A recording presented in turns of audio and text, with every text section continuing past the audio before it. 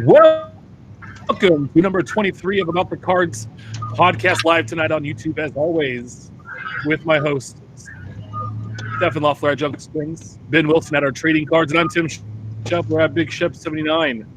We are a podcast by collectors, for collectors. We're hoping to bring you a smart and insightful podcast discussing trading card collecting. We're live here every Wednesday night at 8 p.m. Pacific Standard Time on YouTube. You can always follow us on Twitter at About the Cards. We're available on Stitcher and iTunes. Just search About the Cards and make sure that you're following us here on YouTube and subscribing. And that way you'll get notifications when we go live. Guys, happy Thanksgiving Eve. How are we doing tonight? I am doing great. I don't know about you guys, but how are you, Ben? I'm doing just as good as Stefan +1. So, like me, if I weren't driving. That's right. Now we're excited. We got Thanksgiving tomorrow. Lots of fun stuff going on in the hobby, I think, as we close out this year over the next, 5 or 6 weeks, however many it is. I think it'll be a good end of the year in the hobby. I think so. I agree. There's not the craziness to talk about tonight, but we have enough to cover at least an hour with you guys, and we're very excited to do so. We're going to hop right into the week that was last week's releases. We have an update on 2 weeks ago of Topps Living. So the week of November 7th through the 13th, it was week number 35. There were only 12,054 cards, which the 12,054 cards sold, which made it the 34th week out of 35 at the time. We had card number 103, Javi Baez of the Chicago Cubs, sold just under 4,500, which is the 90th most popular card. Alex Verdugo, the rookie outfielder for the Dodgers, sold just over 3,900, which put him at 100th overall. And Ketel Marte, the shortstop for the Diamondbacks, sold over 3,600, which put him at 102 out of 105. So, guys, we didn't get to talk numbers last week because they weren't released yet, but there is a little bit of disappointment. I think this is the second worst week ever. Numbers are really low. One of the lowest, I think the lowest rookie in Verdugo. Was that expected? I mean, I think so. There weren't really any. Not to put down the rookie, but it wasn't like a major Aaron Judge-y, Gleyber Torres type name, Juan Soto, if you will. The season's over with. Teams are disappointed. People are disappointed, and the set's been trending down for the last couple of weeks, so I'm not entirely all surprised that it was a down week. I'm surprised that it was 35th to 36th, you said? 34 to 35, because we... 34 to 35, right, that one. It's... I don't want to say that this is going to be the new norm, but just a rough week. Would you agree, Ben? Yeah, I think we've started to... We were all kind of on the fence as far as our personal opinions. I think we all kind of agreed that as soon as the off-season hit, we would see a slight decrease, maybe 15 to 20% overall. A lot of it, of course, is based on the subject matter. Stronger weeks are going to have, more support. But one thing we've seen, and we can get into this in just a minute, I believe, is you're going to start seeing a lot of the bulk buyers dropping off because I don't think they're getting the same return as they had, either expected or whatnot. And as a result, that's going to affect the numbers. So it's hard to really see whether or not is this a subject matter? Is this an off season, or is it the fact that you've lost people that are going out and buying 200 of these for resale value? So it could be a combination of a little bit of this, a little bit of that. But this particular week with this group, I think we all expected what we got. Maybe not quite as low, but overall, we all kind of agreed it's going to be a rough week. Yeah, no, and next week this past week, we don't have the numbers yet for week number 36, which was 106 Cal Ripken, 107 Blake Snell, the Cy Young Award winner, and 108 J.P. Crawford, the rookie from the Phillies. So we're waiting here on those numbers. Currently, there's over 752,000 of the Topps living cards that have been printed and sold. And so it's just going to be interesting to see. I think this next week that just ended today with Ripken, I think that's going to be a higher week just because he's going to carry the week. Yeah, overall, my expectation for this week was still going to fall short of 15. I had predicted around 15, and I said, you can give Ripken 6,500, and that leaves the difference for the other guys to split, which I think was a little high. It'll be interesting to see because we do have a couple of friends. I can't remember. It was Rob Bertrand, I believe. I think we mentioned this last week, who hopped in and bought his first Topps living card, which was Ripken. It'll be interesting to see if other people along the lines of Rob jump in specifically because Ripken does have a following. Just kind of like Griffey and a couple other guys, I think, might draw people in for a one and done. Whether they stay with it or not and go back and collect earlier players, who knows? No, yeah. Well, and that's what I was going to ask.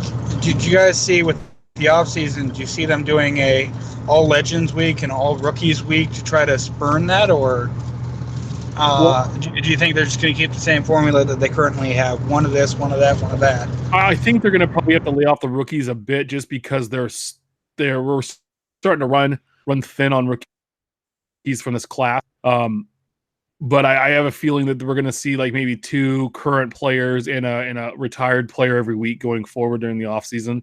At least that's what I would like to see. Now would be a perfect time to do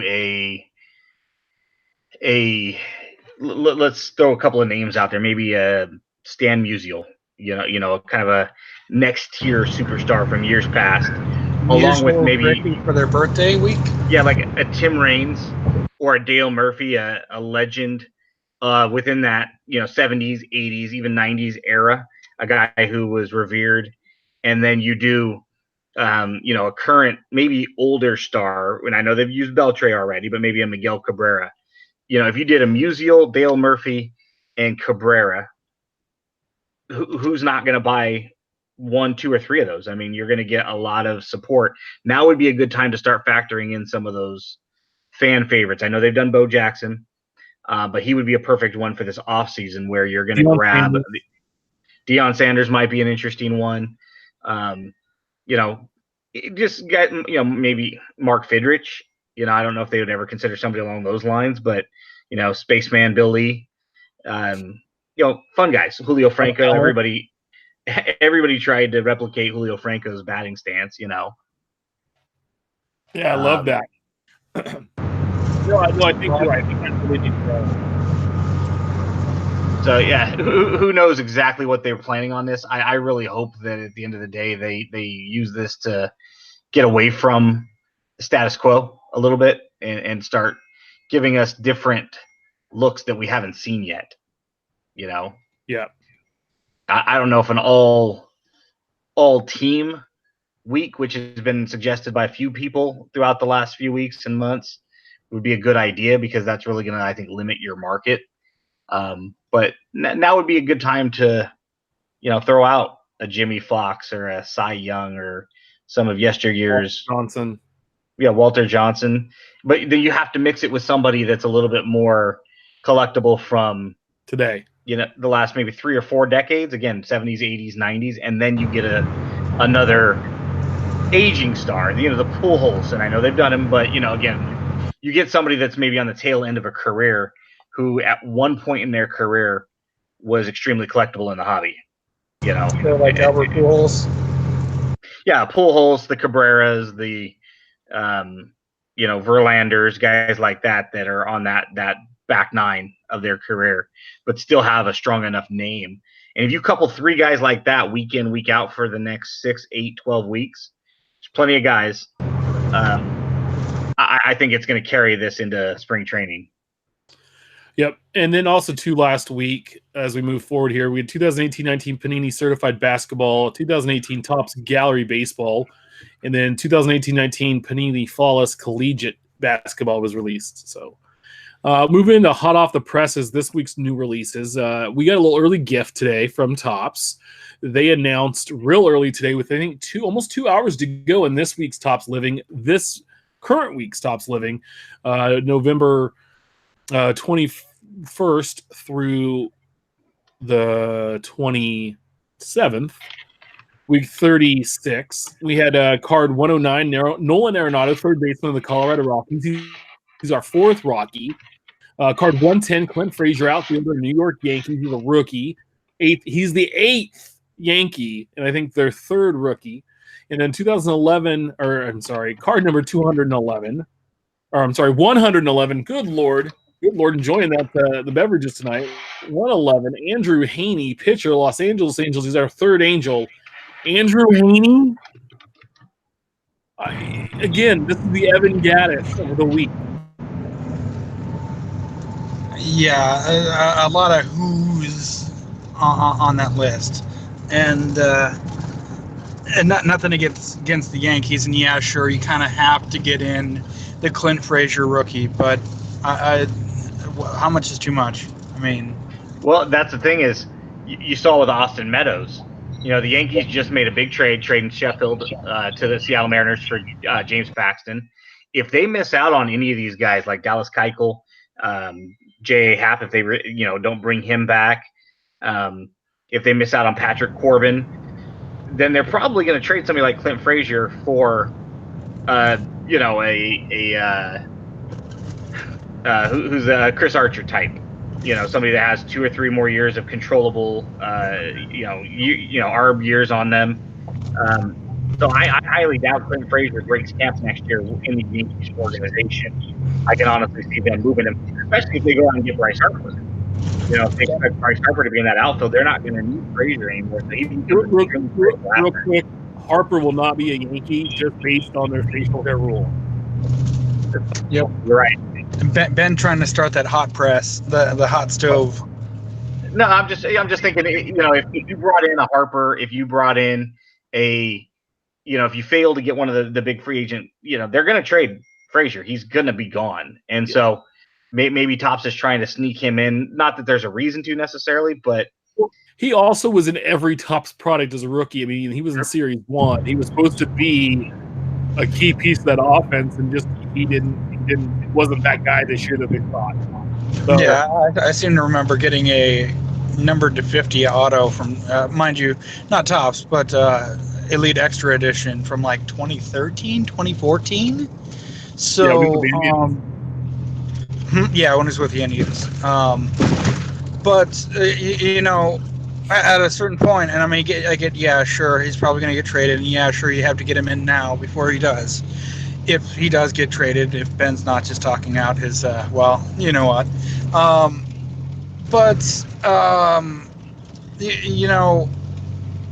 At a certain point, and I've nailed Topps to the wall about this, you have certain teams that have, maybe 2, maybe 3 at the least, but the Yankees have 9. I get you have to sell to your market, and sure, it's going to trend towards the hotter teams, the teams with the better records, but, some equal representation would be nice. Yeah, I mean, I think we've talked about that since early on in this set, and I just don't get the Andrew Haney. I mean, there are so many other Angels. If you wanted to pick a middle line Angel to select an Andrew Haney, and sure. It's to me is again Evan Gaddis all over again. So it's almost a throwaway pick. It is. It really is. It's just a. I don't understand that one. In the chat here, once a Cub noted that our friend Twins Jake tweeted out earlier today. He's who I pick up all my Topps Living from, and he's actually bowing out of the game of Topps Living as of, I guess, this week. He is going to fill all back orders of cards, and then he is out of the Topps Living game, and just based on margins and the effort and time he spent. And it's sad to see. I mean, he's been great. Got to purchase from him. He's got a lot of other stuff to pick up, but sad to see someone bow out. Well, yeah. See, and that's what I alluded to just a moment ago, saying we'll get into that in just a minute. Twins Jake is, I don't know what volume he buys, but again, it's going to affect the numbers. How much does he buy of each card? Let's say he buys 100. Well, guess what? There's 100 print run that's gone just like that, unless somebody else steps up and buys it. And if he buys more than that, if you get 3, 4, 5 Twins Jakes off the table, these 3,800s are going to start dropping to 32 without batting an eye. Yeah, but the guys buying from Jake are going to slide over. Like I'm going to slide over. So I mean, but how many over? Maybe half his run gets cut in half because he was backstocked on him. So but yeah, that's the thing is, are you and I and other people who are buying this selectively, are we just buying from another seller who's sitting on this stuff? If these guys are all buying 25 and one guy's only selling through like 12, 13, well, now he sells 14, now to me he sells 15, and he's still sitting on it, half a dozen of these. So it'll be interesting to see Twin Jake being a big buyer of this. Again, you lose a couple of these guys like him, and it's going to drastically affect these numbers over the long haul. No, yeah, definitely. And so we'll see what happens. And I saw some chats about the taste of my hat. And really quick, I want to bring up, there was a poll put out today by Top Living Stat about what hat I would wear. If I'd wear one of my KC hats was an option. If I'd wear my Colts hat, if I'd wear a Twins/A's hat, or if I would wear my Tennessee Smokies hat that, right over my shoulder there, right over here. There it is. And no, I had already pre-planned to wear my Sacramento Kings hat. They're actually on right now. They're playing the Jazz in Salt Lake. They're up 10 with two to go. And they're having a good season. They've done what they're putting out on the floor. They got a nice young team. And watch out for De'Aaron Fox. I'm just telling you right now. So you can say I have poor taste, but hey, I've been a Kings fan when they were terrible. I've been a Kings fan when they were really good, and I've been a Kings fan even now, like even when they stunk. So hopefully they don't do something stupid and trade De'Aaron Fox to Washington to acquire John Wall. No, John Wall's insane. And have you seen his contract next year? He's due like $45 million. Yeah. It's like 4 years, $170 million. I got into this with some friends on Facebook the other day. I mean, that's an albatross. That's probably the worst contract in the NBA right now. However, it is palatable. It's only $19 million for this year, so it wouldn't take much this year to acquire him. If you have an expiring contract or two, you could theoretically. But you're going to need to go to a team where you already have 2 superstars, and he's going to be the third, and you're not looking to play free agency for the next 4 years. It's the only way it works, and I'm telling you what. And you're not they're going to want a treasure trove back for him, dude. Yeah, they're not gonna. The thing is, just financially speaking, it would work this year because you only have to get to 125%. So, you're looking at taking on maybe $14-15 million is what you're going to have to give up to get him. But next year when that extension kicks in, you're done.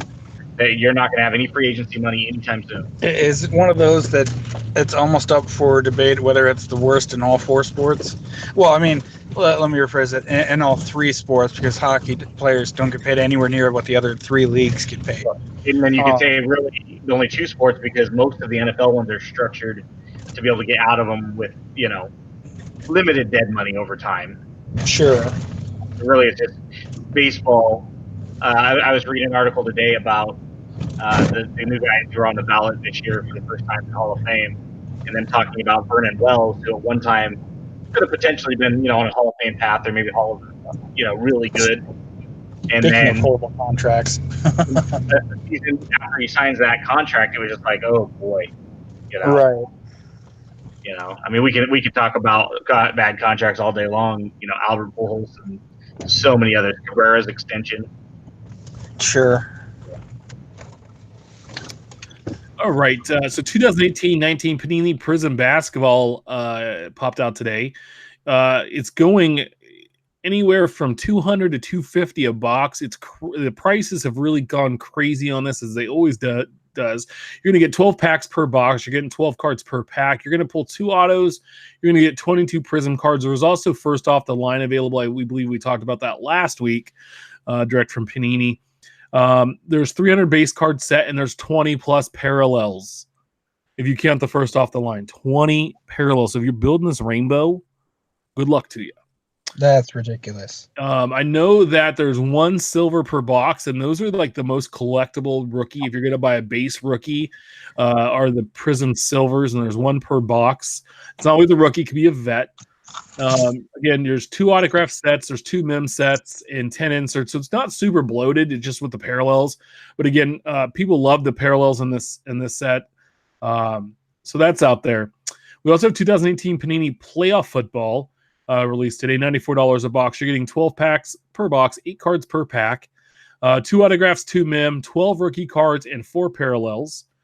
The base set is 300 cards. The first 200 are vets. The next 100 are rookies. There's only 8 parallels on this one, but 10 plus autograph sets, 5 mem sets. I think it was like 5 or 6 insert sets. Again, this is going to be your midline basic football product. I wasn't super wowed on it. I mean, the Prism basketball is really collectible, and if you're going to spend some money, that's what to do. I'd buy singles on the secondary product. But the Panini Playoff Football was just kind of generic to me. And guys, I put the wrong link in there, so that's not going to work tonight for any images. But I don't know. Again, this is just another product Panini needs to put out to make their quota with the NFL. And we've talked a lot about their football product. Yeah, I'm a fan of Prism. I mean, I wish baseball still had it. But you know, it's a lot of it's how much of this chromium type stuff do you really need? You know, how much shiny stuff? You know, yeah. But if you're going to go after one basketball card set, this is the one to go after. At a decent price. If you're trying to buy singles, I mean, the box. Don't be the dummy that spends $250 on the box, because your return on your investment is not going to be there unless you hit some. You know, you hit an auto with one of the big rookies, and again, there's going to be a ton of rookie autos in here, so you're going to get some schlubs. You're going to get a Steven Adams auto, you know, so you might not get your money back, but spend the money on the secondary market, and those cards really come through. Again, sometimes it's the product that people have been putting aside. You know, the box is $250 now, but 6 months from now might be a $500 or $600 box. So that happened last year. Right. And I know several collectors. One of our dear friends, who's not so much of a basketball fan, but they set a few boxes aside to open throughout the year, and it's definitely of this product. It's just a gorgeous product for what it is. Yeah, no, definitely. And like I said, playoff football is just a generic, you know, midline football product, and it's there. 2018 Panini Immaculate Football gets released on Black Friday. $375 a box, 1 pack, 6 cards per pack. You're going to get 5 autos and or relics, 1 base card or base parallel. It's a 100-card base set, all numbered out of 99. Only 3 parallels, but there's 20-plus autograph and 20-plus mem sets in this. Again, this is Immaculate. It's what you expect when you see Immaculate product. And guys, I did a really bad job with the links this week, so I do apologize for not having the images here. And I just got on my computer, so I'll be able to pull them up here in a second. So again, it's something not. I mean, yeah, you know, if it's similar to baseball Immaculate, since that has already been released, you know, all things aside, we know it's non-licensed, but I wasn't that impressed. I liked Immaculate last year. I thought Immaculate was very, you know, kind of a triple threads to 5-star is Immaculate to National Treasures, but. You know, to me, I've seen Immaculate in person this year, and it's kind of all right, it's there. You know, grab it on the secondary market, grab your favorite player, grab your favorite team stuff, but yeah, don't go broke. Not on this one. At least that's my opinion. So yeah. And really quick, people talk about bad taste about my Kings hat. I mean, look at the shirt Steph's wearing tonight. Hey, well, I'm wearing Batman. Yeah, well, I'm wearing Foo Fighters. So you know, in your face. Batman's better than Foo Fighters. Excuse you, sir. Yeah. Your shirt's not as bad as Steph's. After last week, yeah, I agree.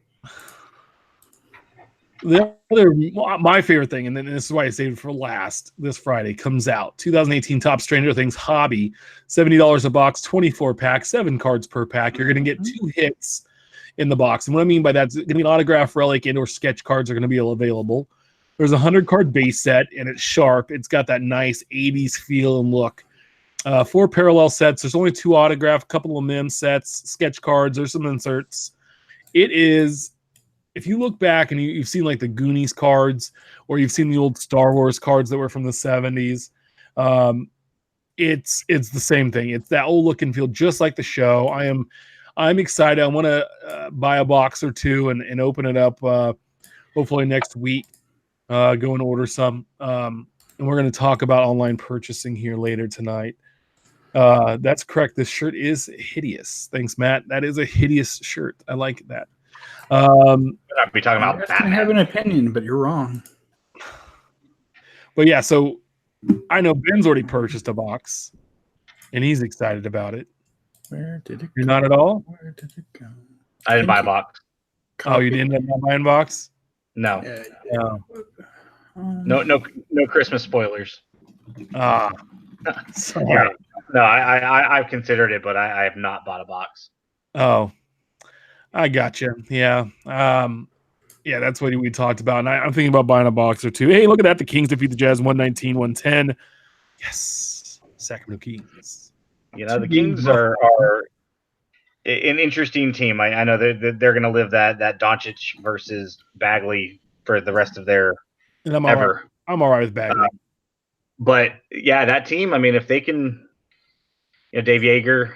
Obviously there's stuff on the Athletic this week about a little bit of internal turmoil. That was on Yahoo, and that guy's story got busted out because there was the GM that's been looking to replace Yeager. And whatever the guy's name was, Brandon Parker or something. I forget what his name is. That maybe stepping on Divoc's toes, and to me, it's just kind of like. Right now, if that is true, if there's any truth to it all, man, the Kings are stupid because right now they've got a bright future with a lot of young talent. They're probably a piece or two away, but it's fun, here in the hometown. I know they beat my Spurs a couple weeks ago, a week or two ago. I think they're way above their head right now, and considering the fact that they don't have a first-round pick next year, since that's going to Philadelphia, it's a good year to, you got nothing to play for as far as the draft goes this year, so. Do your best. Yeah. Win some games. Yeah. Definitely. Steph pulled up the photos here of what the Stranger Things hobby looks like. Yeah, it's sharp. I mean, they have some. There's a Hawkins High School like relic. It's not real. I mean, it's man-made or manufactured for the set, but it's still pretty cool. Right. Good autograph cards. Millie Bobby Brown has a card in here who plays 11. I mean, just good looking throwback cards. I hope the card stock is appropriate. Nice. Yeah, it is. At least if they do anything like they did the Star Wars releases. And I saw someone mention specifically that they're very similar to the Journey to the Force Awakens set they released, I guess, in 2015, 16, somewhere in there. The card stock's very similar to that. Well, that's outstanding. And they also have character sticker card, it looks like, and that's pretty sweet. I'm excited. $70, not a bad. Not a bad break. You're probably going to be able to get close to a complete set. Probably not a total complete set, but definitely pretty close to. No, they collated it, so you have to buy 2. Yeah, it's going to be. That just if you like the show, it'll be a fun break. So, what's brewing next week's releases, guys? This list is long, so bear with me here. 2018 Panini Rookies and Stars football comes out next week. Okay, moving on. That's it. That's all that's really listed is coming out next week. So, interesting. Rookies and Stars is always fun. I have a great story. Pulled a 2012 Andrew Luck patch auto out of there from just a box. It was a free pack from a shop when Panini came to town one night and was doing a little promo. Nice. And it was at $4.99, and I'm a Colts fan, and it was a Luck rookie, and he was, fresh and clean, and his shoulder was awesome, and God, that was cool. And they're back. I love it. Like, Colts are back. My Kings are winning. It's not too bad. So, moving on to Infield chatter, the hobby talk section of our show. We talked a little bit about Black Friday, and Panini has their Black Friday packs. So. There's exclusive 2018 Panini Black Friday packs. Collectors simply need to visit a participating shop, your LCS, starting Friday, November 23rd, this Friday, 2 days from now, and make a qualifying purchase. While there's no set method that shops need to follow for giving out the packs, the vast majority connect to buying specific boxes. So I know some stores do, like, probably stuff they have a lot of stock on. Hey, you buy a box of this, you're going to get a pack or two. You hop into this break with all this Panini product. I know breakers are doing this. Hey, we're going to give you a pack or two. Well, and I know at least here anyway, some of the Panini will mention, hey, try to push these products, but it's not like strictly you must only give away the packs for only these 4 products. Say, they just recommend, hey, why don't you try to push this? It's fresh out. Hey, this just came out a month or 2 ago. That counts. I mean, I've even seen Diamond Kings on the list in previous years. So some of these cards are. Yeah, it really depends on your shop, and sometimes the owners will just give them out for you coming in and making any kind of a dollar amount purchase with Panini product involved. Even if you spend $10 on some Panini packs and you buy a $100 box of tops, I've seen that. Is there a checklist out there? I believe there is. We're pulling up some of the images right now. My favorite of these veteran football cards, like the Barry Sanders, very tight close-up of his helmet and breathing some cold air. You just see his face mask, just a little portion of his logo. It's got this black face to black, small silver font, all capitals, very appealing. There's one of Favre with his back, and he's been dirty and in the mud, and his head's kind of down, like you just know, like, oh, man, this has been a tough game. Like, he left everything out on the field. I mean, you just get a feel from this card, and it's like, why aren't these cards the ones they're selling? Why aren't these cards like this, quality and packs? Why isn't it set? Like, I'm not going to say that it is, but I think this is from one of the Super Bowls against Denver, just based on the people in the background. Yeah, could be. Yeah, good call. I'm not saying it is, but yeah, I guess. Pretty large checklist. I'm looking at it now. I just dropped the link in our YouTube chat room for anybody that's in there right now. And I think there's 2 checklists. There's a football and a others. Yeah, I'm not seeing any football. The football ones. So anybody that knows me and follows the show, follows me on Twitter, knows that I only collect Oakland A's. And when they released this the other day, looking at the Bo Jackson as a Raider, the Favre, the Barry Sanders, oh boy, I was like, dude, I might have to chase after the veteran football players that are featured in this, because they're sharp. Some of the Reggie Jackson, of course, doesn't have a logo, but the imagery is phenomenal. That's the Father's Day set, not the Black Friday set. Oh, did I okay. Good thinking. Oh, penalty flag. Damn. Oh well. Says the man who couldn't get a link together. No, it's all right. It's been a bad day for links. Like I said, I messed up the links on here today, this week. So, but also too, guys. So I guess there's Black not Friday as well, guys. Black Friday shopping, just in general. I'm an anti-Black Friday shopper unless you buy online. And just the reason is working retail for like 10, well, I've been at it 4 years now. This is my 4th year not having to do a Black Friday, which I'm very thankful for. But spending 10 years running, a large box retailer and having to prepare and spend do all that time and have to deal with all that crap and people sleeping and pissing in front of your store. Not my favorite thing. So on Black Friday, I usually chill and I'll buy stuff online. And so, a couple of things. I mean, your LCS is a little bit different than, maybe going to the other retailers, but check out your LCS this Black Friday. Blowout Cards usually has some good stuff. Dave and Adams, Steel City. Any other places you guys go to look for Black Friday purchases? There's a shop out of Atlanta. I think it's Atlanta Sports Cards. Yep, there's another one. That usually has some pretty good sales, at least that I've noticed at the National. You'd have to check their website to see what their Black Friday sales are, but that's another one you hadn't mentioned. Yep.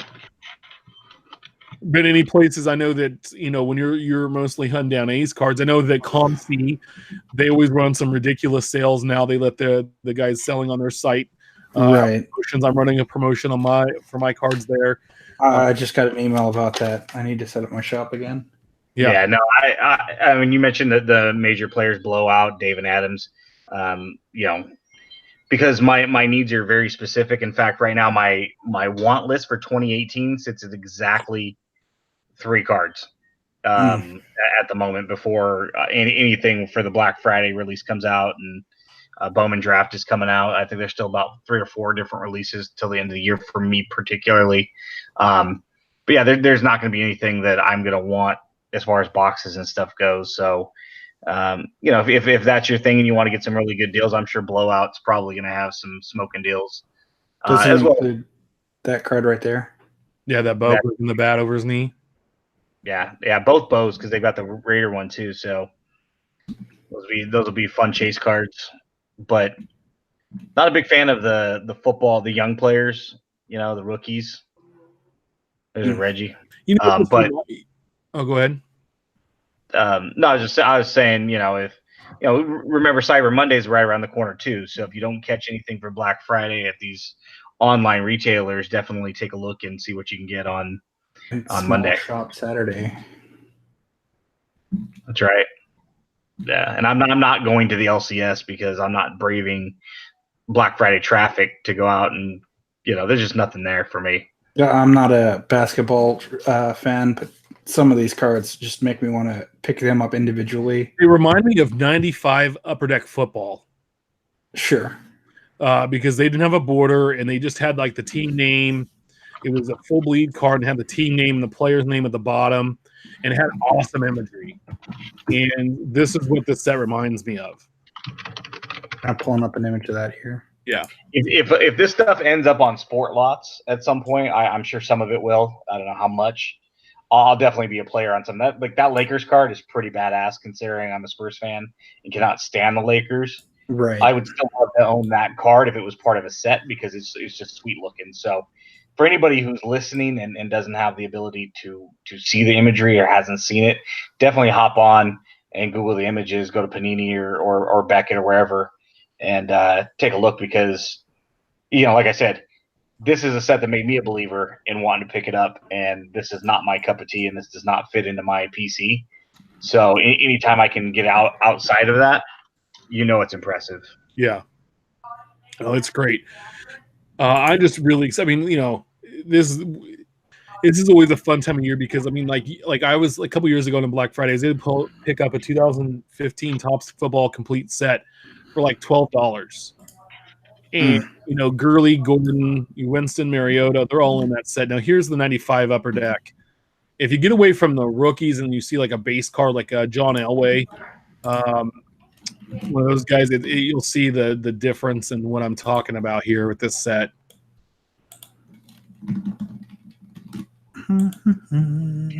But no, it's just a good time to go find some values on stuff. Maybe something you didn't want to pull the trigger on, or something you haven't bought for a while. I bought Upper Deck, or no, I'm sorry, Topps USA Baseball. It was maybe a 2010 box, and I picked them up for right here. And there's some great. There was like 5 or 10 autos in there, and that was a lot of fun. So right here, this is that 5 Upper Deck. Look, this is a Troy Aikman with a name at the very bottom, and just in very similar feel of a card. That 95 Upper Deck football was gorgeous, I thought, and this reminded me a lot of it. That looks a lot like Stadium Club does now. Mm-hmm. Right. It's just good imagery, and it's just very simple. The background is faded. It's out of focus. It pops. Hey, that's Troy Aikman. Yeah, the picture with Randy Moss, he's got braces, he's got a hat on, it's all crooked. Like, it's pictures you don't normally see. It's not the stock same images we see over and over again. And it's like, hey, where is this the rest of the year? Right. I just want to know. If you're going to collect one baseball set and just one, if you're not a heritage guy, or Ginter, which are two of the bigger sets where people specifically collect that and that alone, I would definitely think Stadium Club is right there. Obviously flagship, but man, if I had to just settle in on one, I love Heritage as much as the next person, but for me it'd be Stadium Club, and that does have a very, very similar look. Yeah. Yeah, very quick. We're talking about spending money, so I want to kind of talk about holiday spending habits. So, do you find yourself buying or more or less sports cards during the holidays? Well, definitely non-sports. And that hopefully she's not listening, but there's a certain set that we talked about earlier that I might be buying a hobby box of for a certain someone. But not for myself. Usually as a gift to the wife, or picking up certain friends. There's a good friend of ours who's going through a rough time that we picked him up a few packs and some pop figures, and we're mailing them off here tomorrow. And hopefully it helped brighten their day. But it's one of those that the good majority of my friends directly collect, so it's more of a, hey, here's something that you can open whenever you want. Yeah. But for myself, no, definitely not. The occasional pack here or there, but not any more than any other week, I guess. What about you, Benjamin?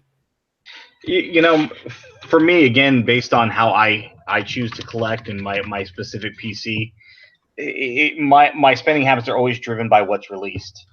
Triple Threads comes out, and I limited myself to what I was actually going to buy out of it.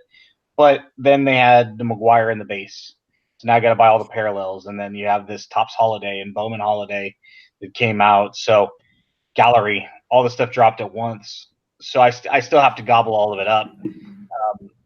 Overall, I think most people would probably tend to back off a little bit, just because you have other, Thanksgiving, especially if you're hosting and you've got to buy all the food, followed quickly within a month by Christmas. And then, if you have any birthdays or anything else sprinkled in there.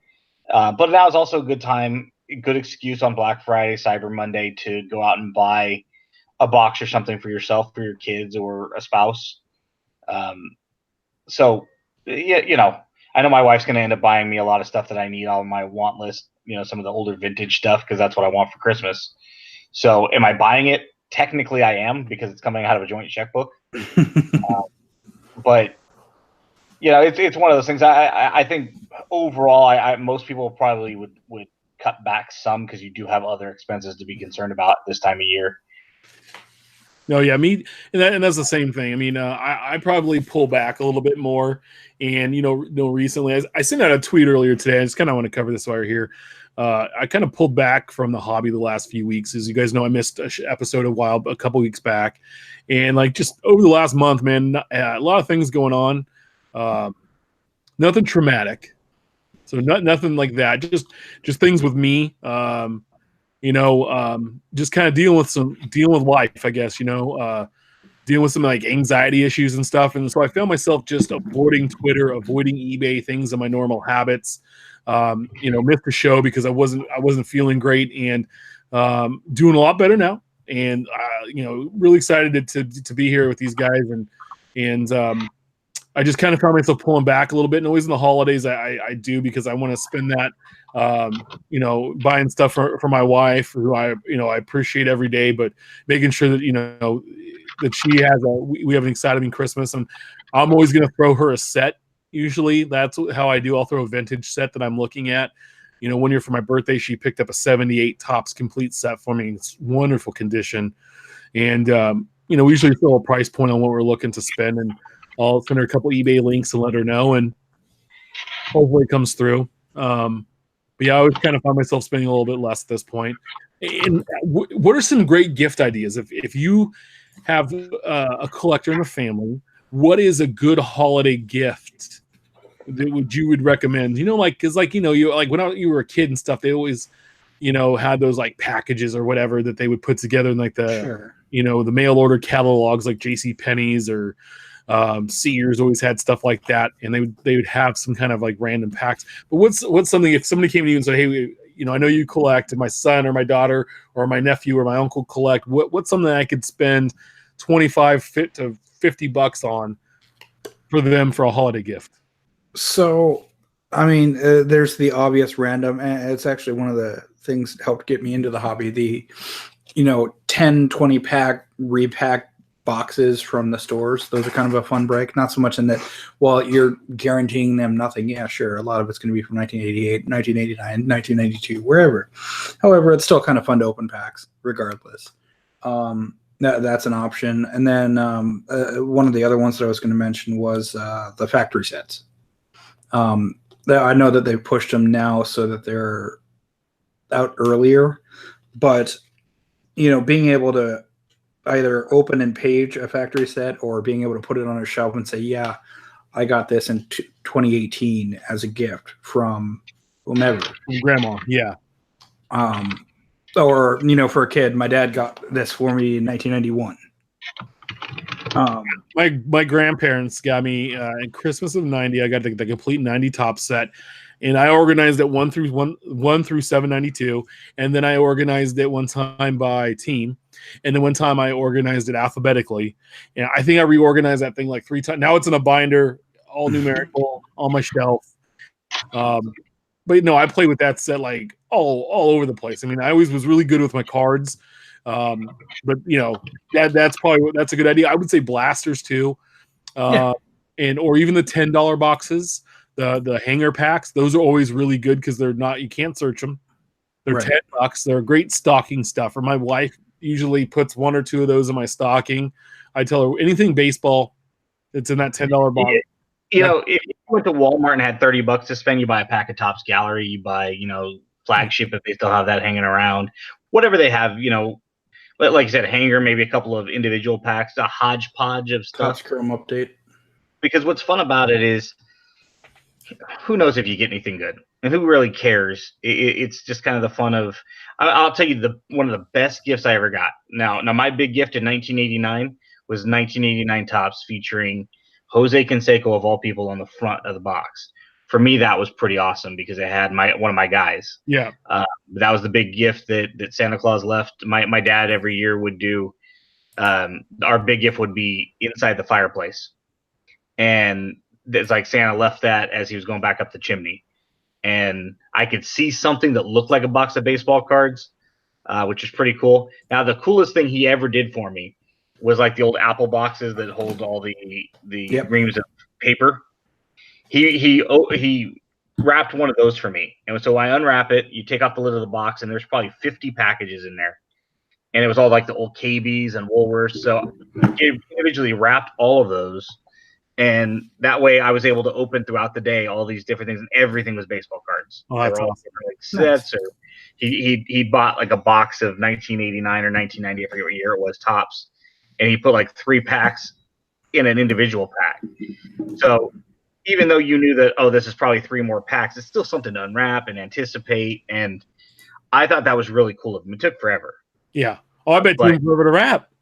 But yeah, I mean, dude, I was stoked. I mean, there's nothing like getting a box that big, and it's got, maybe there wasn't 50 packs, but maybe there was like 25 in there. There was a ton to open, and a lot of it was sealed. So then you're now opening that, and but it was junk wax era where they had so much of that crap at Toys R Us and KB Toys and Woolworths and anywhere you went to, Rite Aid, they all had. Yeah, they're cool sets, and some of them were the same pictures and same guys, and it was like AL sluggers versus NL pitchers, and then they had one flip flopped and But sometimes your friends didn't have it, and that's what I liked about them, and they were always fun to trade because then you could turn around and trade the guys from your box that you didn't like for guys and others, which is cool. I remember I got a box of 90-91 Hoops Series 2. It was the red box with the lottery picks in it. And I was so excited about Derek Coleman and Lionel Simmons and Gary Payton. Yeah, L Train was the man. And I thought that was the coolest, but that was an awesome present. I spent most of Christmas Day opening one year. But no, those kind of things are best. It kind of led into best card related gifts. I mean, we kind of covered that already with stuff we picked up. I remember one year I got a binder that was full of pages, but the first 6 or 10 pages were all George Brett cards I didn't have, and they were all like 70s and early 80s cards, or they were oddball cards I've never seen before. And my dad got it for me, and I found out that he went around to different shops. And then when he was traveling for work, he would find baseball card shops and buy George Brett's. and he'd been doing it all year long. And at Christmas, I got them, and I was like, I remember getting an 80 Brett, and I was like, I've never seen this card before. Look how old it is. It's 1989 or not. No, it would have been 90. I'm sorry, it would have been 91 or 2. And so it was like a 10 or 11-year-old card, 12-year-old card. And I was like, oh my God, this is an ancient. Oh gosh. Because my old cards were 86 tops, so. Sure. Yeah. In 1988, Score came out, and all I wanted was a box of Score. And it was like $40 or whatever it was. And I remember my dad and I were walking to the car, and some guy's out in the parking lot. This was over in the Lanai, right off of Freeport Boulevard, for anybody that's in the Sacramento, California area. And I just wanted this box because it was brand new, and the cards are so colorful. And this guy comes up to me and goes, dude, my wife's in labor. She's in the hospital, and we need money for diapers. And I got this box of cards, $100. My dad's like, no, I'm good. He's like, well, the card shop won't buy it from me. And so they go back and forth. Finally, my dad buys it for $40, and I was upset because that was my Score, same amount of money as a box of Score, whatever it was, right? And he goes, well, these are for me. And I'm like, yeah, whatever. And so he ended up buying me a box of Score. Well, what I didn't know was there was a Mickey Mantle and a Willie Mays in the case, both from '62. And he bought both of those for me, and those were under the tree that year. And anyhow, it was probably one of the best gifts I'd gotten as well, just because, I mean, I held a '62 Mantle in my hand at a shop. Cool. Now it's in my house and it's mine. And that was at 9, that was pretty neat. And then we ended up going through that box he got, and had a Dave Parker rookie. He had all kinds of goodies from the '70s. When all that stuff still had considerable value. Probably had about $300 worth of value at that time. Yeah. Yeah. So I got one a bit later than you guys. 1998 in my Christmas stocking. I got a one of those mix of 8, 10, 12 packs from the year repack products, but in it was a single pack of 1998, I guess Series 1, if I'm looking at the checklist here. And I pulled a retail odds, at least if Baseball Cardpedia is accurate, 1 in 8 minted in Cooperstown Devon White. And for a few years there, I semi-collected the Devon Whites that I could, but that minted in Cooperstown, little foil stamp in the corner, was a nice little parallel to find in a repack product of all things. Yeah. That's absolutely. Cardboard Icons mentioned they always ask for an 89 Score Derek Thomas rookie, and the 92 Wild card was the jam. Yeah, I got to finish. So my grandpa coached Barry Sanders for a year at high school, then he was his athletic director. And I remember I had a couple Barry Sanders Pro Set rookies that my dad and I got from opening boxes.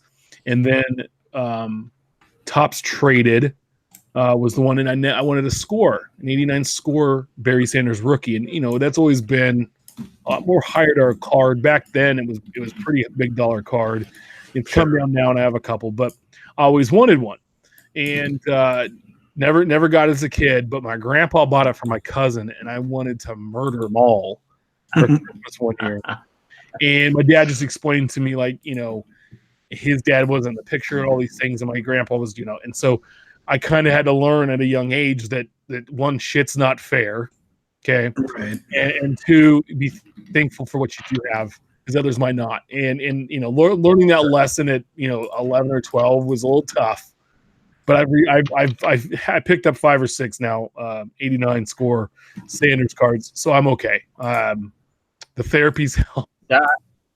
I think didn't I throw one in that box of stuff that I gave you? The Score was 89. It was traded, and I think a Pro Set. Yeah, that could be right. Yeah, and then that 62 Mays, but That's right. Oh yeah, I remember those. Mind you, it's not the Devon White. Google's failing me on that, but they got the little minted. I guess they took a printing press to Cooperstown, and they let Cooperstown let them actually press a series, well, 2 series. Yeah. That year. Mark Grace looks kind of funny on that card. He does. Yeah, because that's Bernard Gilkey. Langford. Who is it? Langford? That's Ray Langford. Yeah. And wrong jersey. Well, and it says Chicago Cubs, and he's definitely wearing his Cardinals jersey. And he's a black guy, and Mark Grace is a white guy. So that's kind of the other giveaway. Well, that's the first thing that I looked at. These are both left. And I was thinking, when did Grace play for the Cardinals? So getting to other problems, as we saw on that card. We got not direct message, but we got quoted in a tweet today from Larry.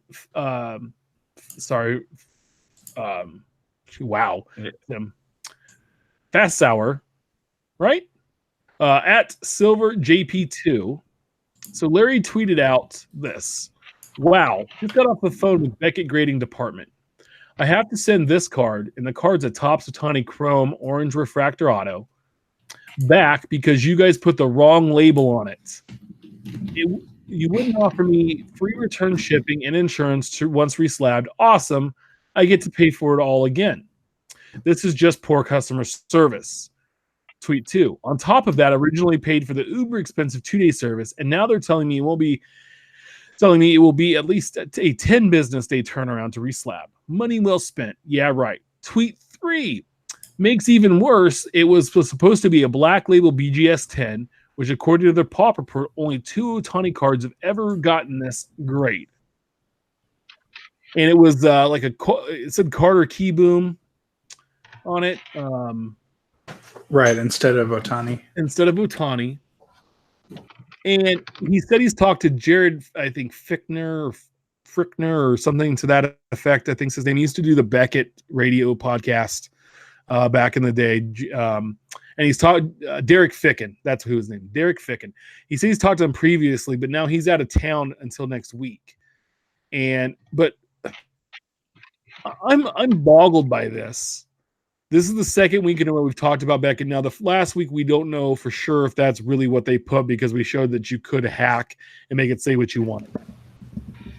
But to hear this about grading and how more and more people are grading cards and the fact that they made a mistake and they labeled it the wrong card, it frustrates me. And then at the second time, another story real quick to go along with this is that a couple weeks ago, Ivan from Watch the Breaks, who does GTS's show, had purchased a Cubs prospect Bowman auto. And when he got it, the case was damaged or whatever, and he asked to have it reslabbed and sent it in. They regraded the card, and the grades went down on the card. And all he did was send it back because the slab was broken. There was like chips off the slab, and he wanted to pay to have it reslabbed. And they regraded the card, and the auto dropped from a 10 to a 9, and the card went from a 9.5 to a 9. Ouch! The grading process is arbitrary to begin with. We all know that. Slabbing it, you're just taking the card, the stupid little metal label, and putting it in a new case and sending it back. And then my first thought when this came across was we've seen in the past, and I believe we talked about it. There was the Mike Trout Decal Edge insert from Heritage that got graded a 9.5 auto. And it's like, if that's the case, I'm going to send in my original 1968 Decal set, the vintage set. And guess what? These are all going to get 8 9s, 9.5 autos, and then I'm going to be a millionaire. It's like, so you're grading facsimile autos as authentic autos. You're putting in improper labels. You're reslabbing cards, giving them different numbers, different grades. And then when we reflect back on the conversation last week about the customer service issue that we had, it's like it starts to creep in your mind. Okay, well, we can defend Beckett like, okay, there's two sides to the story. But then you start to go, well, I'm tending to lean towards there being some validity behind it because we're seeing other poor customer service. And yeah, there are separate divisions, but they're still, segments of the same parent company, they're across the hallway or down the hallway from one another. It's like fool me once, fool me twice. Well, right now, 4, 5, 6 times we have different stories and they're considerably different. One's a customer service issue to deal with the magazine, one's reslabbing, one's mislabeling. One's grading stuff that's not authentic or facsimile autos, and it's just like, okay, somebody at Beckett needs to step up their quality control, and this is bad. I don't know. I don't understand how the customer service is that poor. Where it's like, yeah, send it back. You got to pay for it all. Yeah, because we made the mistake. Well, and then to make them handle the charges to ship and mail back, if the onus should be on the company if they're the ones who screwed up. I had an issue, something similar, with a product that had a 1-year warranty and 6 months. No, not 6 months. What? 3-4 months after it went out of warranty, I contacted the company and they said, "Hey, as a one-time thing, you return it and we'll get it fixed, no problem." Now, I'm not saying, every company has to run it like that, and that's, fairy tale land of companies handling things. Perfect, 100% excellence. But it's the bare minimum, something like this, where they should be able to cover it at cost if it's their screw up. Or at least offer to get a hard turnaround. Right? Really, at 11 out of 10, well, that's way. But well, see, and if they had handled it complete opposite, 180, right? What's to say that Larry wouldn't have hopped on Twitter and said, "Hey, look what Beckett did for me. This is what happened. It was a mistake, and mistakes do happen." But they stepped up their game and they said, "Hey, we'll take care of the cost of you getting it back into our hands. We'll fix it. And your next grading that you submit with us will be, 10, 15, 20% off, whatever they decide." Now, all of a sudden, I would hope Larry, or if it was one of us, would come out and commend Beckett for their integrity of fixing a mistake. We're all humans. Yeah, Beckett, the other company, doesn't have to be perfect. It's just one of those situations when you mess up, be accountable, and then fix it. Yeah. And the card community, whether you're on Twitter or Facebook or both, or you're on, Blowout Cards Forum or Freedom Cardboard Forum and things like that, we all talk. It's really easy. Even if you don't follow somebody like Larry, guess what? You're going to find out about it quickly. Sure. And we all know each other, and it's a small community, and it's a tight-knit group, and do the right thing. Like Cardboard Icon said in here, I believe that some of the Beckett stuff might be handled from abroad, and he said there's probably customer service people who know nothing about the hobby, not excusing it, but it helps explain the responses that sound odd. Yeah, no, definitely, I agree with that. But then again, that needs to be, hopefully someone at Beckett that's on Twitter, because he tagged their Twitter accounts on this. Maybe they'll reach out to him. Maybe Derek Ficken will get back to him once he's back in the office and help him out. Because to me, it's just it doesn't sound great at this point. It looks poor, and it's something to bring up. So yeah, it kind of seems like everyone else went on vacation and they had like the lower rung employees answering the customer service and email helpline. What with the holidays and all. That's hopefully they'll help get it at least correct. As far as the grading or. We've all dealt with customer service, and I want to preface this by saying I don't want to devalue Larry's situation at all, because I deal in customer service every day with emergencies. I run a plumbing company, and everybody's emergency is their emergency. Even if I look at it and go, well, yours can probably wait a day or two, this one can. I don't want to devalue Larry's situation. It's important, but the bottom line is that it's not that big of a deal. It's really easy to correct this and fix it on his behalf. And when you do something and now you got to pay twice and it's not going to be insured, and now it just exacerbates the situation to the point where now I feel like if I'm in his shoes, I've got to go on Twitter, I've got to tag people, and I've got to bring it to the people's attention. And it's like, man, if you would just handle it this way instead of that way, this would be fixed on his behalf, and he'd go away as a happy customer. Sure. And so when I say it's not a very big deal, yeah, it is to Larry because it's his card and they screwed up. So it's a really big deal for him. But in the greater scheme of things, it's not like the card got damaged or ripped or something to where it's like, whoops, that's a big whoops. fix it. Kick him a bone. Give him a discount on future grading services. Expedite the grading. Overnight the card back to him. Come on. You chalk that up on your taxes. Man, I'm an accountant. It's really easy to write that kind of stuff off. I'm sure they've got plenty of margin in their overhead, that if this is a 1%er where the margin of error is under, a company like that, I would probably imagine would be in the 3 to 4% range. Come on, it can't cost you that much. And the more times a mistake like that happens, the more it starts to cost you. Then that's when you really need to start looking at your quality control and figure out where the problem lies. Right. Yeah, no, and I mean, Larry, if you're listening, let us know what it comes as the result of this. Yeah, sure. And hopefully Beckett takes care of him, as it were. Yeah, I'm sure. Like you said, the guy that he deals with, probably will come back. And I would imagine they would step up and give him some assistance in getting his card graded appropriately. And we like to know what the end result is. And in the meantime, it sucks, and it just so happens to be on the heels of the other one that was brought to our attention.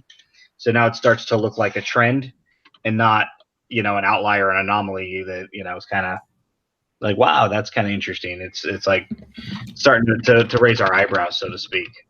Yeah, right. I can tell you, it looks like 2-day service runs for a single card.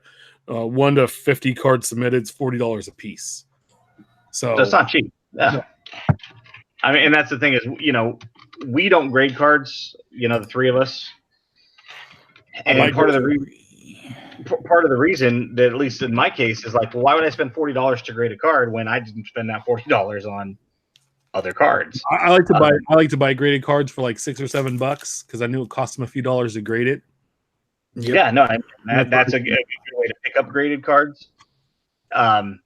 But yeah, I can empathize with those that actually go through the process of sending their.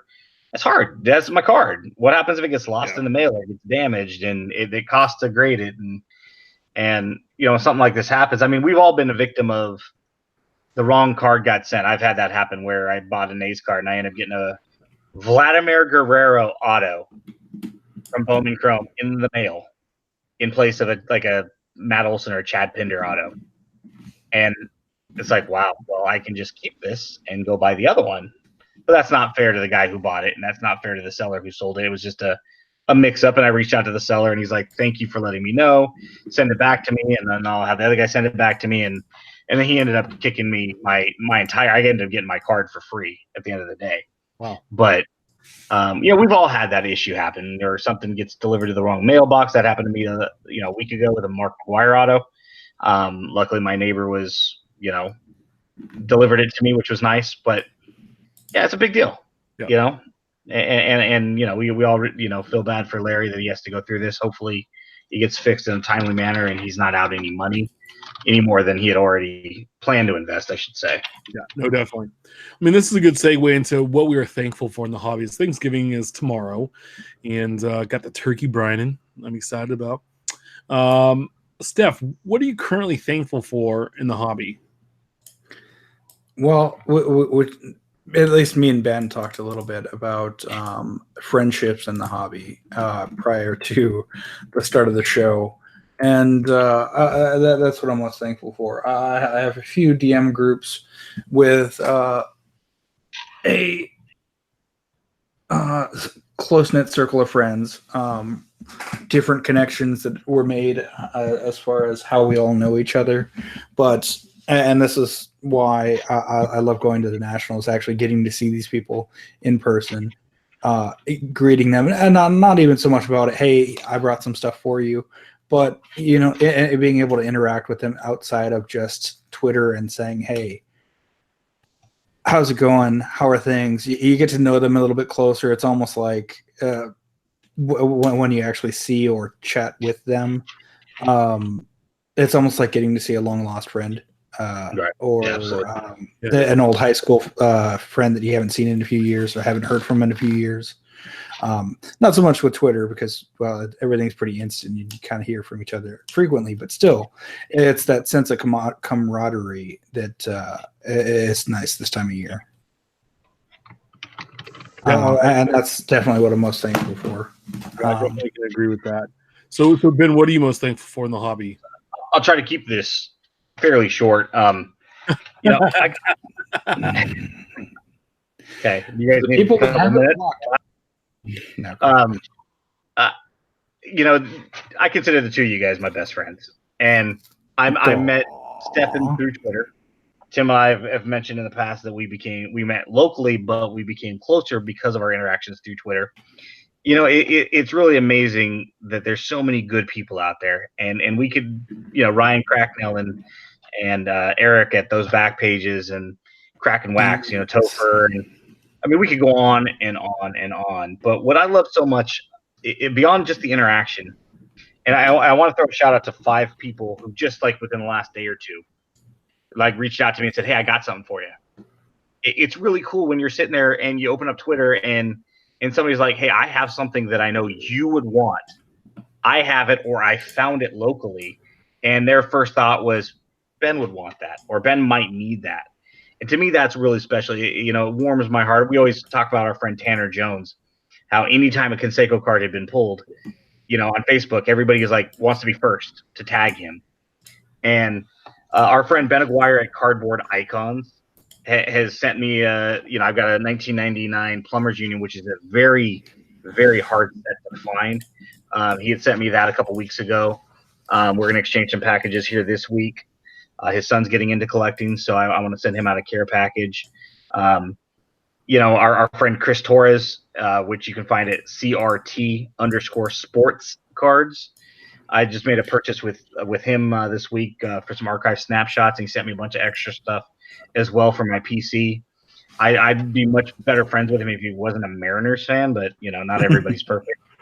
Our friend Matthew, you can find him at JMSWYO. I have no idea what that stands for, but you know, he lives up in Minnesota, and he's always at card shows in the shop buying Mark McGwire rookie cards. Michigan. Yeah. Is he in Michigan? Yeah, Michigan. That's right, Grand Rapids area, isn't he? Yep. I think so. I don't want to disparage him as being a Minnesotan. But you know, We how all many can't times- be so lucky. Yeah, I was at the shop or the show this week, and I picked up 6 McGuires, and you know, I'm paying his cost for him, but he doesn't have to look for those, and he doesn't have to pull them, and he doesn't have to use his cash up front for me. And Shane Condon, our friend at Sports Mania Card, is another guy that he's reached out to me quite a few times, and he finally found a bunch of the A's cards this week that I needed. And he's always hitting me up. You got this, you want this, you need this. And lastly, our friend Andrew, Mets.com, com with a K, 9, Mets.com 9, is another guy who always hits me up and say, "Hey, I just got this A's card." And, you know, these are just a couple of our friends that think of me when they see something A's. And I'm sure they, you know, our friend Matthew probably would think of you, Tim, more if you guys weren't competing in the same PC, you know, because he's a Royals fan. Yes. But what's cool is if he finds something Royals that he doesn't need, you know, he might hit you up. And it's just cool that there's so many people out there. And like I said, we could probably talk for an hour on people that think about that. You know, our friend Jenny Miller and so many others that are just good people. And Brent Becker. Yeah, Brent has hooked us all up on great deals throughout the years, and they're good resources for information. If you need to know what pack odds are, like, oh, how many short print Heritage did they make? Just ask Brent because he's already done the math. These guys are and gals are so great, and they're good friends, and I consider them all friends to, you know, yeah, maybe we're not hanging out because we live on other sides of the country, but that doesn't mean we're still not friends. Right. And I know that I'm combative. I know that I can be an antagonist and hey, maybe even a troll on Twitter. But I like to have fun with it, and I hope that everybody else out there does too. Maybe, and he says. At the at the end of the day, it's great to be a part of a community that cares enough to look out for other collectors. I saw something in the dollar box that you might like. So let me go ahead and buy it, and I'm going to get your address, and I'm going to send it your way. Sometimes you get something in the mail that you had no idea was coming from another collector that happens to have your address handy. And that's what I'm thankful for in this hobby. There's so many good people that it outweighs any of the bad stuff. We can talk about the eBay one-of-ones and the scamming and the same picture imagery that they use from Getty, and we can talk about all the stuff all day long. But the good stuff is what I just mentioned, what Steph mentioned. I'm sure what Tim's about to mention is there's a lot of good people in this hobby, and I'm proud to be a part of it. No, most definitely, and that's the thing is like what I'm most thankful for is that this hobby can be an escape from the day-to-day crap that we are all going through, or that we just need a break from, and it's fun to flip through cardboard and do whatever you want with it, and go after the players and the guys you like, and it just kind of takes you back to a simpler time in your life. And these two guys right here, Ben and stuff, have been awesome for me, and I appreciate that. I mean, there's other people that have reached out, and I got some nice little notes today from my tweet that I put out, and it's one of those things, man. Like, you never know, like all of a sudden the shit came out of nowhere and just like blew up, and I was like, hadn't prepared for it, something you don't prepare for, and you just kind of got to work through it. And it's like one of those things that I just didn't feel like myself for about a good month, and I'm back there and I'm starting to feel like my old self, and it's feels good to come on tonight and do this show and have some fun. And the holiday weekend has a little something to do with it. I'm a little jazzed about it, to spend some time with some friends and family, but to do this and spend time and to go through and sort cards and do that kind of stuff. I mean, I'm just thankful for the hobby that's there to take your mind away from the day-to-day grind and everything we go through. And there's more good stuff than bad, and we try to cover both on the show. And sometimes all you hear is the bad. It feels like sometimes the news, because like when just like if you have a bad experience, bad customer service experience, you're more likely to tell 10 people than you are when you have a good time and you tell 1 or 2 people. Right. And that's just what happens. But share these good stories with us. Tweet at us and tell us why you're thankful. Tweet us at About the Cards. Let us know why you're thankful about this hobby. What's going on there? Shane, one more thing real quick. Yeah, go ahead. Tim, you mentioned earlier about having anxiety. For anybody that knows me personally, I haven't shared this story with a whole bunch of people, but I haven't seen my daughter, who's going to be 15 in February. I haven't seen her for 2 years. And, without getting into all the family issues and the reason behind that, which is extremely personal, having the card community to rely on is so therapeutic. And being able to turn to cards as kind of a release, some people watch TV shows and some people read books, and with depression being one of the leading causes of death alongside obesity and diabetes and some of the other ones, to have a hobby that you can turn to, that you can kind of just get lost inside, and then being able to turn to so many other good people. I've suffered from anxiety issues as a result of that. Not having my daughter, there have been issues, with that. And so anybody else that is out there, I think you can empathize with.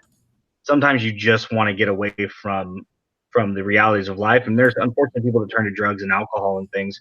Luckily, we have a hobby and a good community of people that we can turn to when we're having a bad day. Your boss yelled at you at work, or you got a flat tire on the way to work, or you and your spouse are not getting along, or one of your kids was being a knucklehead today, and you can just go grab some cards and sort, open up some packs, go on Twitter, and hey, one of my friends pulled a really cool card today, good for them, or go online and make a trade.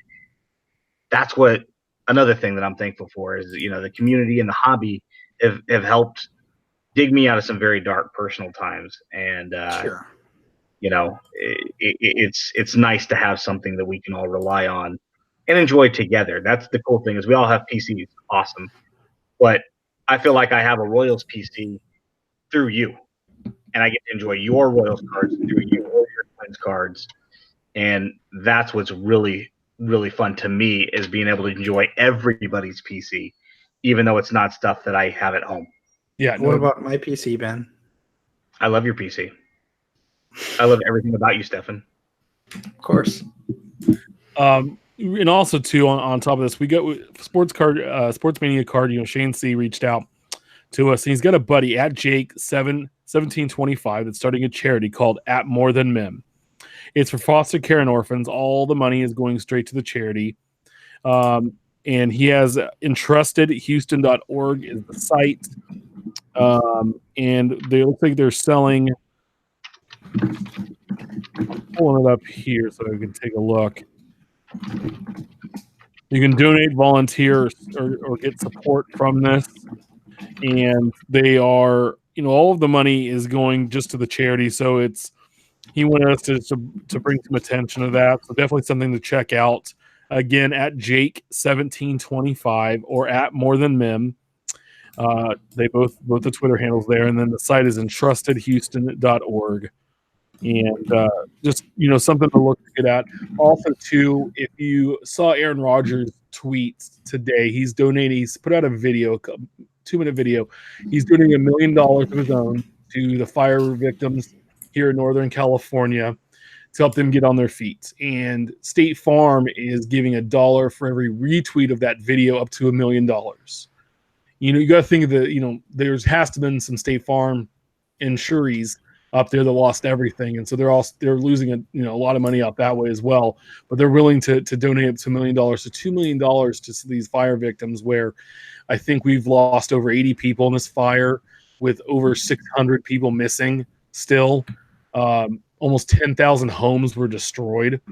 And we're talking about a very semi-rural area where there wasn't a lot of housing to begin with, and there's no housing for these folks to go to. And a whole I live in Galt, which is about 30,000, people, give or take. And we're about 2 hours north, or pardon me, south of that Paradise area, which is right on the outskirts of Chico, where Aaron Rodgers is from. And it's interesting because Galt and Paradise have so many similarities as far as population and whatnot goes. I couldn't imagine there being a fire here that just took out my town, because it's the same size city. You know what I mean? Yeah. Paradise was there yesterday and it's gone today, just like poof. And it's just not there anymore. There's no more homes. There's no more McDonald's and AMPMs and Starbucks. Safeway burned down, schools. Everything, yeah. These kids have been in school for 2 weeks. And I know the local radio station here, KHTK, is doing something. They're doing some drives, and they're going to be putting some book bags together. But the easy thing to do is to go retweet that video, because that's going to donate $1 to these folks. Right. Anything else that you could do through the American Red Cross. I know during the football game on Monday night, which was a fabulous game, good Lord, both Goff and Mahomes are donating those jerseys to be sold, and all the proceeds are going to go to the Southern California and the Northern California fire victims. And I can't even imagine what those jerseys are going to go for, because what that game meant for the NFL and the history of the NFL. The first team to score 50 points and lose, and to have 106 points scored. I mean, it was back and forth, and whoever had the ball last was going to win. Probably one of the best Monday Night Football games I've seen in a long time. And so it's just one of those things, guys. So be thankful for what you have. Be thankful for your family. Be thankful for the friends in your life. Be thankful, that every day you get to get up and think about cardboard, and that you get to enjoy our show. Absolutely. We're very thankful for all of our watchers, viewers, listeners, Twitter pals out there. Again, we do this just for fun, and the fact that other people are hopping on. I mean, I think we're up to 130 something, subscribers on here, and we got like 600 followers or 500 something followers on Twitter. It's cool. It's just so much fun. It's just a bunch of nerds talking about cardboard and having a good time every Wednesday. And so, with that, we're going to let you all enjoy your holiday weekend. Maybe you're on the drive with your fam, so have a good time. Hopefully with enough family-friendly, safe. But remember, we're live every Wednesday night at 8 p.m. here on YouTube, Pacific Standard Time. 10 Central. 10 Central, but we're talking about maybe moving it up a half hour or so with our schedules here in California. We will let you know before that happens. So make sure to subscribe and review our show on YouTube, iTunes, and Stitchers. Let us know if we're doing a good job, or tell us, hey, you suck. This is what you need to do better. Hey, Ben, you suck. You can follow us again at Twitter. Cards. You can follow. I'm no longer thankful for Stefan. You can follow and block Ben at Art Trading Cards. You can follow Steph at Junk Wax Twins, and you can always follow me at Big Shep 79. Guys, have a great Thanksgiving. Everybody out there in the cardboard universe, you have a great Thanksgiving, and let us see what you get from those Black Friday packs, and tell us what you're thankful for this year. Yep. And I need the Reggie Jackson if anybody pulls it. Have a great holidays, guys, and drive safe. Be safe. Yeah, be safe Thursday and Friday, please. Yes. And I don't want to see anybody in Walmart fights. Those are my favorite. So. Turn your phone sideways Turn your phone sideways. Please. Get it right. Please make sure it's good quality. We got the what is that, world famous star, whatever that is. Yeah. So guys, and have a great weekend. We'll see you next week. Yep. See you then.